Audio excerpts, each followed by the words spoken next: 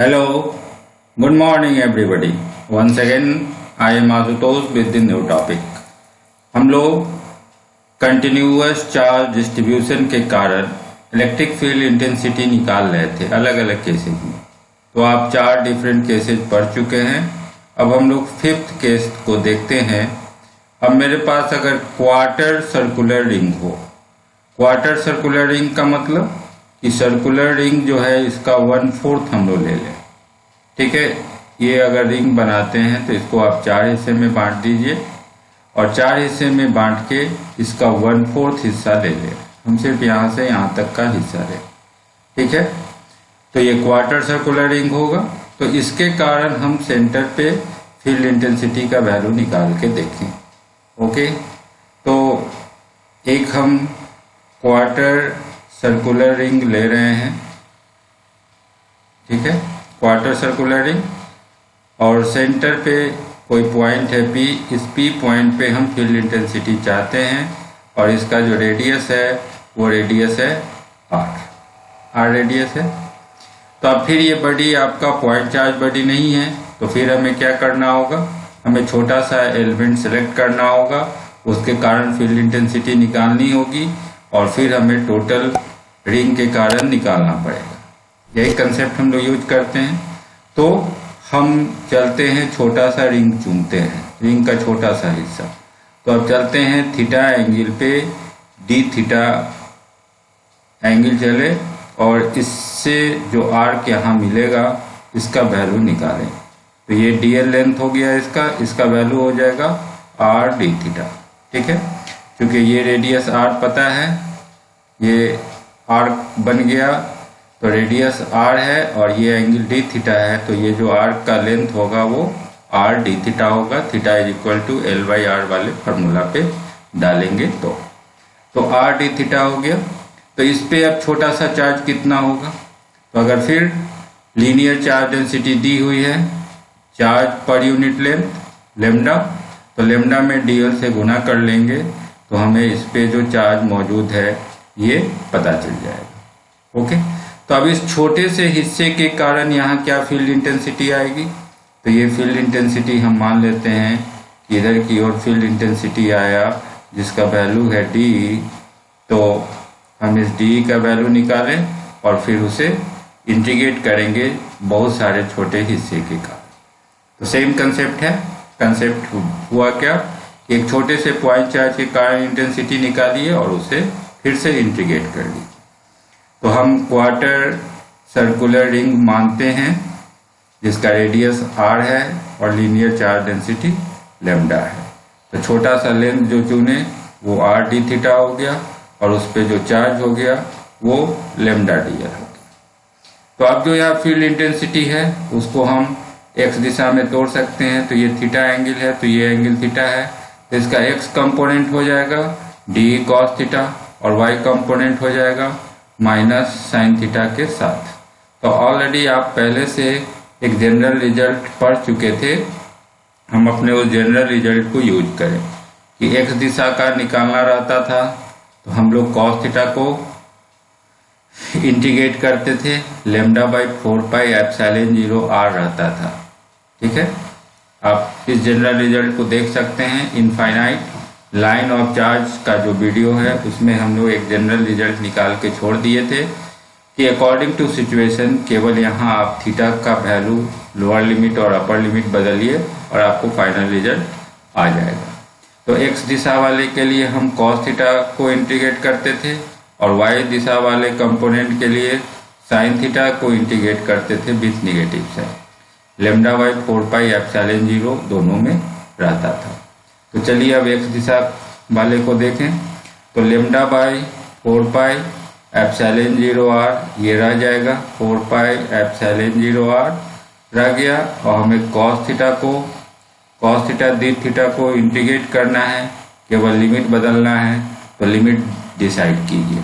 तो limit decide करने के लिए हम लोग अपने फिगर को एक बार देखें कि थीटा कहाँ से कहाँ तक चेंज होगा।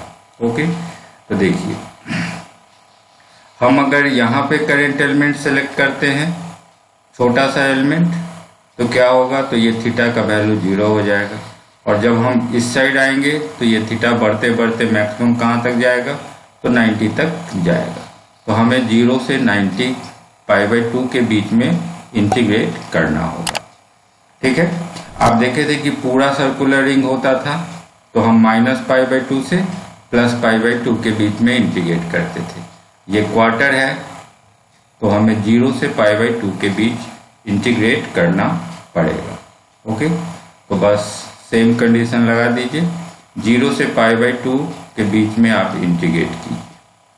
चलिए, तो अब 0 हो गया लोअर लिमिट, π/2 हो गया अपर लिमिट। 0 से π/2 के बीच में हम इंटीग्रेट करें कॉस थीटा को, तो λ/4πε r, ये आपका कांस्टेंट टर्म है, ये बाहर आ गया λ/4πε0r, और बच गया कॉस थीटा का इंटीग्रेशन। तो कॉस थीटा का इंटीग्रेशन होता है साइन थीटा, तो साइन थीटा हो गया लोअर लिमिट 0 और अपर लिमिट π/2। ओके, तो अब इसे इंटीग्रेट कीजिए। अब पहले अपर वैल्यू डालेंगे, लोअर वैल्यू डालेंगे।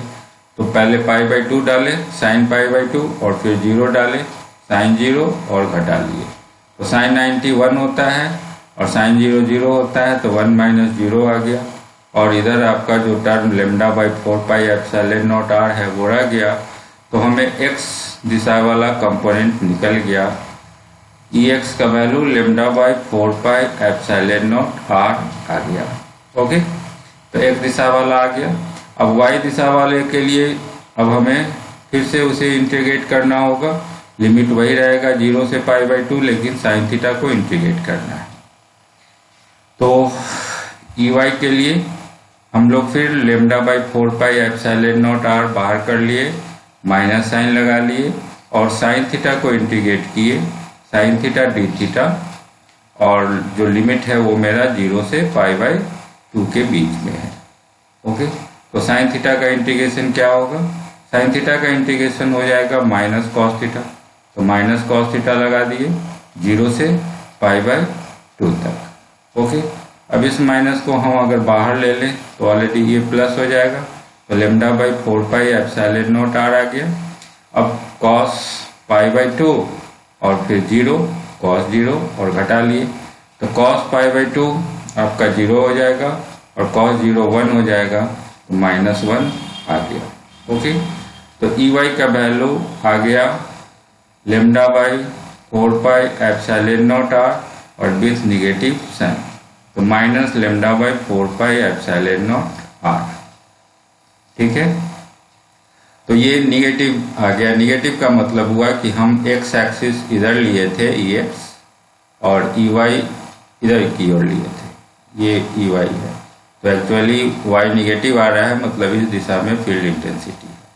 अब इन दोनों का रिजल्टेंट इन दोनों के बीच से इधर की ओर आएगा E। ठीक है, तो E का वैल्यू हम निकालें, तो E का वैल्यू क्या होगा, तो √Ex² + Ey² आएगा। तो ये है λ/4πε0r, तो इसका स्क्वायर कर दिए, तो λ²/4πε0r का होल स्क्वायर, और Ey है -λ/4πε0r, तो इसका स्क्वायर किए तो फिर माइनस हट गया, λ²/4πε0r का होल स्क्वायर। तो देखिए दोनों सेम टर्म है, तो सेम टर्म को जोड़ेंगे तो क्या आ जाएगा, तो ये आ जाएगा √2λ² डिवाइडेड बाय 4πε0r का होल स्क्वायर। सेम ही टर्म है, 2 बार है। तब इसका स्क्वायर रूट निकालेंगे तो 2 का स्क्वायर रूट √2 हो जाएगा, तो ये √2 हो गया, और λ² कर निकाले तो λ आ गया, और नीचे स्क्वायर रूट निकालेंगे तो ये स्क्वायर खत्म हो जाएगा, तो 4πε0r आ जाएगा। तो now this is your final result, √2λ/4πε0r, ये नेट फील्ड आ गया। अब हम लोग इसका एंगल निकाल सकते हैं कि कितना एंगल बना के है। ठीक है, तो अगर हम ये एंगल निकालें तो इसका एंगल अगर हम थीटा दे रहे हैं तो tan थीटा का वैल्यू Ey/Ex होगा। ठीक है, तो Ey/Ex का वैल्यू डालेंगे तो आपको -1 आएगा, -1 आया तो थीटा का वैल्यू 1045 डिग्री 1 होता है, तो 45 डिग्री आ गया और माइनस साइन बता रहा है कि ये फोर्थ क्वाड्रेंट में। ओके, अब इसका हम कुछ स्पेशल केस देखें। स्पेशल केस में हमने देखा क्या कि हम यहाँ थर्ड 3/4 ले रहे हैं। पूरा जो सर्कुलर रिंग आप बनाते, पूरा सर्कुलर रिंग बनाइए तो और उसमें से एक हिस्सा के कारण आप निकाल चुके हैं। हम इसका 3 हिस्सा ले रहे हैं, 1, 2 एंड 3/4 ले रहे हैं। 4 हिस्से में से 3 हिस्सा ले रहे हैं और तब फील्ड इंटेंसिटी चाहते हैं। ठीक है, तो आप इसको अब कैसे सॉल्व करेंगे? तो आप 1/4 के कारण निकाल चुके हैं। तो देखिए, अगर हम सिर्फ पहला क्वार्टर लेते हैं तो इसके कारण फील्ड इंटेंसिटी की दिशा इधर होती है, 45 डिग्री एंगल बना के। अभी आप उसका रिजल्ट निकाले हैं और वैल्यू कितना होता है? तो √2 λ/ 4πε0 आता है। तो पहले क्वार्टर के कारण इस दिशा में होगा, इसको हम लोग E1 का वैल्यू कहें कि ये पहला है। फिर थर्ड क्वार्टर जो है, इधर वाला क्वार्टर, इसके कारण ठीक इसके अपोजिट दिशा में होगा, ये थर्ड क्वार्टर के कारण हो गया। तो E3 का वैल्यू इसको दें तो देखिए कि पहले हिस्से के कारण और तीसरे हिस्से के कारण ये इक्वल एंड अपोजिट है, तो ये दोनों फील्ड इंटेंसिटी कैंसिल आउट हो जाएगा। तो बचेगा सिर्फ सेकेंड क्वार्टर वाले हिस्से से, और सेकेंड क्वार्टर वाले हिस्से के कारण इस दिशा में फील्ड इंटेंसिटी होगी ये E 45 डिग्री का एंगल बना के। तो इसी बात को लिखा गया कि the field intensity due to first quarter and third quarter are equal and opposite, तो they will cancel each other. तो बचेगा सिर्फ सेकेंड क्वार्टर के कारण। ओके, तो net field will be due to second quarter only, और second quarter के कारण हम लोग फार्मूला ऑलरेडी निकाल चुके हैं, √2 λ/ 4πε0r। तो यहाँ थीटा का वैल्यू 45 डिग्री होगा। ओके, तो ये आपका हो गया। अगर आपका क्वार्टर हिस्सा अगर है सर्कुलर रिंग का, तो उसके कारण फील्ड इंटेंसिटी। अब देखिए एक केस और देखते हैं, सर्कुलर आर्क के कारण। सर्कुलर आर्क, अब ये आपका जो है यहाँ अब हिस्सा जो है वो आपका 1/4 नहीं है। अब कोई किसी भी लेंथ का हम आर्क चुन सकते हैं। सर्कुलर आर्क में, सर्कुलर हिस्सा में हम एक छोटा सा कोई भी आर्क ले सकते हैं, किसी भी शेप का, ये क्वार्टर हिस्सा नहीं। ठीक है, तो अब सर्कुलर आर्क के कारण अगर आपको निकालना है P पॉइंट पे फील्ड इंटेंसिटी, तो कंसेप्ट तो वही रहेगा, R डिस्टेंस पे P पॉइंट है। तो अब यहाँ फील्ड इंटेंसिटी निकालना है, तो अब क्या करें? तो फिर छोटा सा हिस्सा आप सेलेक्ट कीजिए DL लेंथ का, कितने एंगल पे? तो थीटा एंगल के बाद d थीटा एंगल लेके, तो ये DL का वैल्यू फिर RD थीटा हो जाएगा। तो DL का वैल्यू RD थीटा हो गया। और लीनियर चार्ज डेंसिटी अगर लैम्डा दिया हुआ है तो छोटा सा चार्ज निकल जाएगा लैम्डा × DL। तो लैम्डा और DL का वैल्यू RD थीटा डाल दिए तो लैम्डा RD थीटा, ये छोटा सा चार्ज हो गया। अब इस जो हमने छोटा सा एलिमेंट सेलेक्ट किया है, इसके कारण फील्ड इंटेंसिटी इधर हो गया DE। ठीक है, अब इस DE का वैल्यू हम कैसे निकालेंगे? तो फिर 2 कंपोनेंट लेंगे, एक x कंपोनेंट और एक y कंपोनेंट। x और y 2 कंपोनेंट ले लिए। तो x कंपोनेंट का हम जनरल फॉर्मूला याद रखेंगे, λ/4 πε0r करते थे और उसमें हम लोग cos थीटा को इंटीग्रेट करते थे। और y वाले कंपोनेंट के लिए λ/4 πε0r बाहर रखते थे और माइनस साइन के साथ साइन थीटा को इंटीग्रेट करते थे। केवल हमें चेंज ऑफ लिमिट, जो लोअर लिमिट और अपर लिमिट है, उसे ध्यान देना पड़ता था। तो अब देखिए कि यहाँ लिमिट कौन सा होगा। तो आप मान लेते हैं कि अपर हिस्सा जो है, जो P पॉइंट है, इसका अपर हिस्सा हम आगे बढ़ते हैं इस कोने तक, तो एंगल बनता है θ2। ठीक है, θ2। और लोअर हिस्से तक पहुंचते हैं तो ये एंगल बनता है θ1। ओके, तो हमें कहाँ से कहाँ तक इंटीग्रेट करना होगा? तो -θ1 से +θ2, -θ1 से +θ2 के बीच अगर हम इंटीग्रेट कर लें तो मेरा काम हो जाएगा। तो सेम काम अब करेंगे। x वाले के लिए cos थीटा को इंटीग्रेट किए -θ1 से θ2 तक। ठीक है, तो अब इंटीग्रेट कर लीजिए। तो lambda by 4 pi epsilon naught r, ये तो बाहर है ही। cos थीटा का इंटीग्रेशन sin थीटा होगा और इसका लोअर लिमिट -θ1 प्लस θ2। तो अब θ2 पहले डालेंगे तो sin θ2 आ गया, और फिर θ1 डालेंगे तो sin -θ1 आ गया और घटा लिए।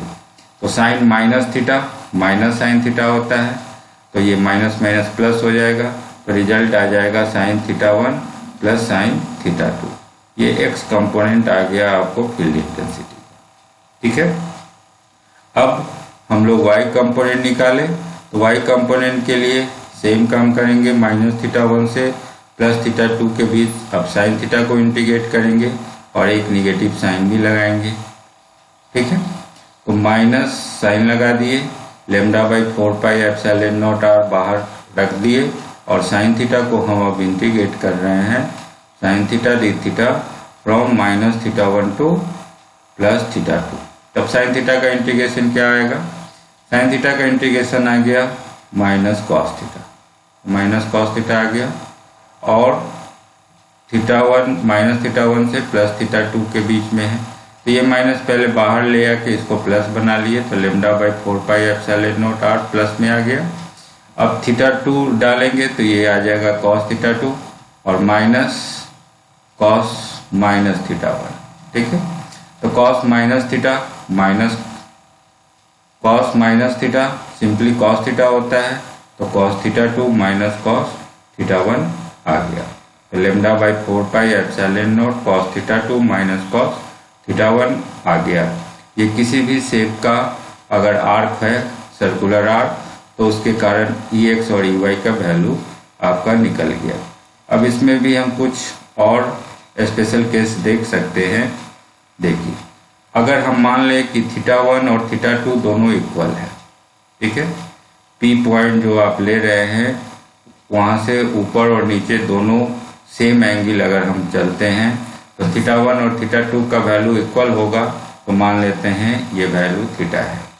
तो x दिशा वाला जो कंपोनेंट था उसका रिजल्ट आया था sin θ1 प्लस sin θ2, तो sin थीटा और यहाँ भी sin थीटा, क्योंकि θ1 θ2 इक्वल है, तो sin theta plus sin theta तो 2 sin थीटा हो जाएगा।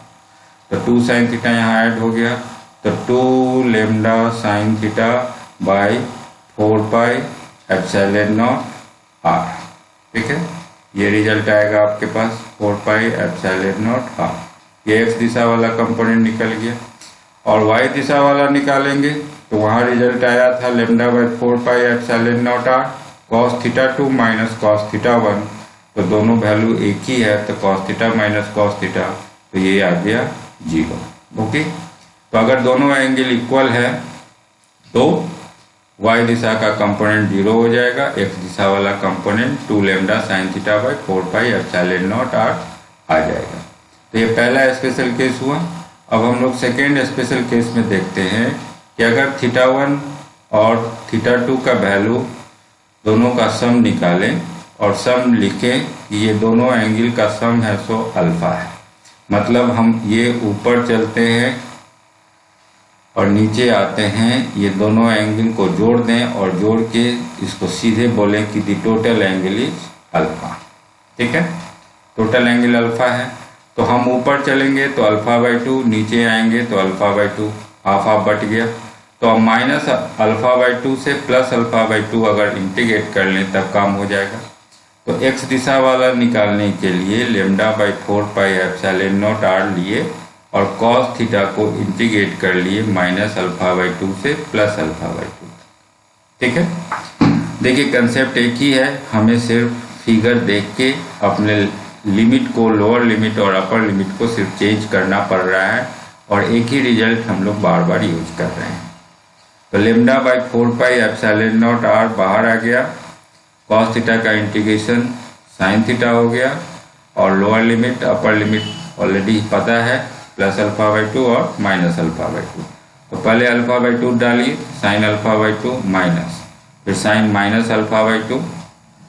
ठीक है, तो sine minus theta minus sine theta होता है, तो ये माइनस माइनस प्लस हो जाएगा, तो sign alpha by 2 plus sign alpha by 2, तो ये आपका 2 साइन अल्फा बाई 2 हो जाएगा। ओके, तो sign alpha by 2 plus sign alpha by 2, 2 sign alpha by 2, तो 2 यहाँ आ गया और उस 2 से इसको काट दिए, तो lambda by 2 pi epsilon naught R sine alpha by 2 ये वैल्यू आ गया।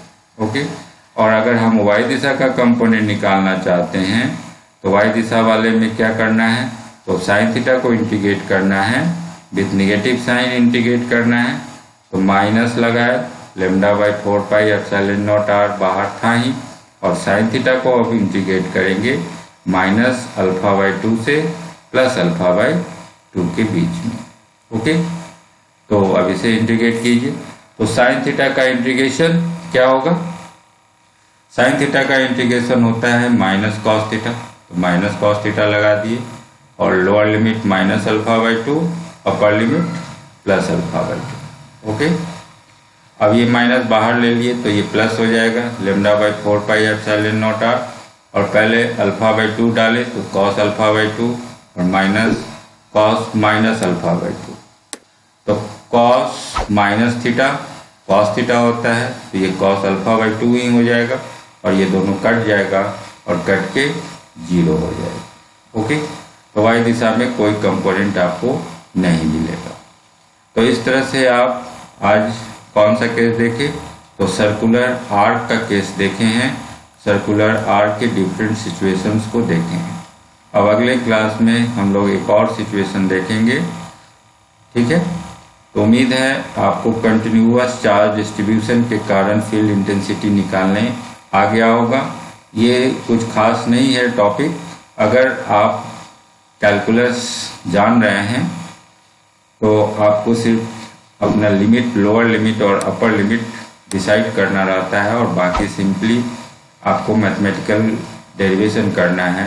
फिजिक्स का कंसेप्ट कम ही है, फिजिक्स में आपको सिर्फ इतना ही सोचना है कि कूलॉम्स लॉ चूँकि पॉइंट चार्ज के लिए ही सिर्फ वैलिड है, अगर एक्सटेंडेड बॉडी है तो हमें उससे छोटे छोटे चार्ज बॉडी में सेलेक्ट चुन लेना होगा, तोड़ लेना होगा, और एक छोटे से चार्ज बॉडी के कारण फील्ड निकाल लेना है, और निकाल के हमें टोटल बॉडी के लिए इंटीग्रेट कर लेना है। फिजिक्स का कंसेप्ट इतना ही है, बाकी सिर्फ आपका मैथमेटिक्स है। ओके, तो दैट्स ओवर फॉर टुडे।